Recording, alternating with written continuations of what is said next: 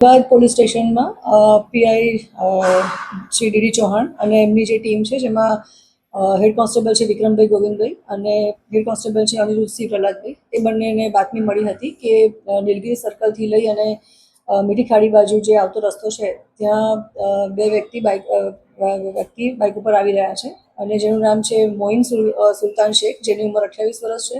બીજો છે એની સાથેનો સોએબ શેખ, ગલી નંબર 5 આઝાદ ચોક મીઠી ખાડી, બંનેના તેના જ રહેવાસી છે, જેની ઉંમર 22 વર્ષ છે.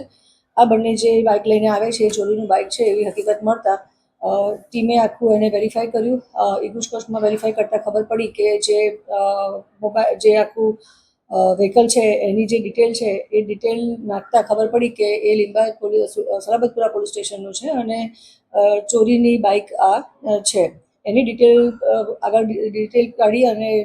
ઇન્ટ્રોગેશન કરતાં ખબર પડી કે જ્યાં મેઇન આરોપી છે મેઇન સુલતાન શેખ અને સોએબ શેખ અલી, જેઓ છેલ્લા 6 મહિનાથી આ રીતે ચોરીની બાઇકો લાવતા હતા, જેનું ગૂગલ એપમાંથી અને જે બીજી ફ્રી એપ્લિકેશન્સ આવે છે નેટ ઉપર એમાંથી ડિટેલ લેતા હતા કે એના માલિક કોણ છે, એનજી ચેસિસ નંબર શું છે, એની બીજી ડિટેલ્સ શું છે, રજિસ્ટ્રેશન નંબર શું છે, એ મેળવી અને એઆઈની મદદથી ChatGPTમાંથી બીજી એપ્લિકેશન્સનો યુઝ કરી અને એક નવી જ આરસી બુક બનાવતા હતા, જેમાં નવા જ એના માલિકનું નામ, રજિસ્ટ્રેશન નંબર, રજિસ્ટર નંબર બધું નાખી અને ફ્રોડ ડોક્યુમેન્ટ ઊભું કરી, નવી આરસી બુક ઊભું કરી અને આ રીતે એ લોકોએ ગુનો આચર્યો છે. જેમાં જેટલું અમારું ઇન્ટ્રોગેશન થયું છે એમાં અમારી પાસે 11 જેટલી બાઇકો અમે લોકોએ રિકવર કરી છે, જેમાં લિંબાયત પોલીસ સ્ટેશનના 3 બાઇક એ લોકોએ ચોરી કર્યા છે, ગોડાદરાના 4 બાઇક ચોરી કર્યા છે, સારોલીના 3 છે, પુણા પોલીસ સ્ટેશનનો 1 છે અને ઉધનાના એક બાઇક ચોરી કરી છે. એમ કરીને છેલ્લા 6 મહિનામાં એ લોકોએ 11 બાઇક ચોરી કરી છે. ચોરી કરી આ રીતે એઆઈ જનરેટેડ એપ્સનો ઉપયોગ કરી અને ખોટી આરસી બુક બનાવી અને બીજા વ્યક્તિને વેચી દેવી અથવા તો ગીરો આપવી 25 થી 30 હજાર રૂપિયામાં, અને ફરી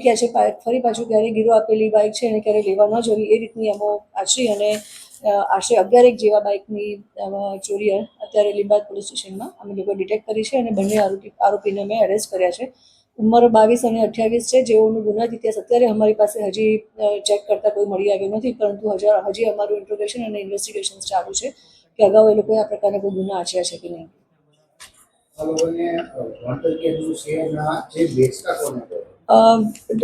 એ લોકો જેને જરૂરિયાત, પોતે મજૂરી કરે છે, એ લોકોનું એવું કોઈ હાયર એજ્યુકેશન નથી અને જેને જરૂરિયાત હોય, આજુબાજુના વિસ્તારમાં હોય અથવા તો પોતાના ઓળખીતા હોય અને એમને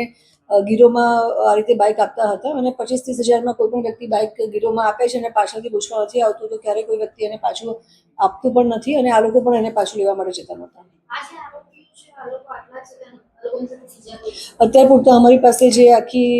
ઘટના સામે આવી છે અને આટલી 11 બાઇક ચોરી ડિટેક્ટ કરી છે, એમાં 2 જ વ્યક્તિ સામે છે. હજી અમારી ઇન્વેસ્ટિગેશન ચાલુ છે, જો બીજા નવા વ્યક્તિ એમાં ઇન્વોલ્વ છે તો તપાસ ચાલુ છે અને અમે એ લોકોને પણ એરેસ્ટ કરીશું.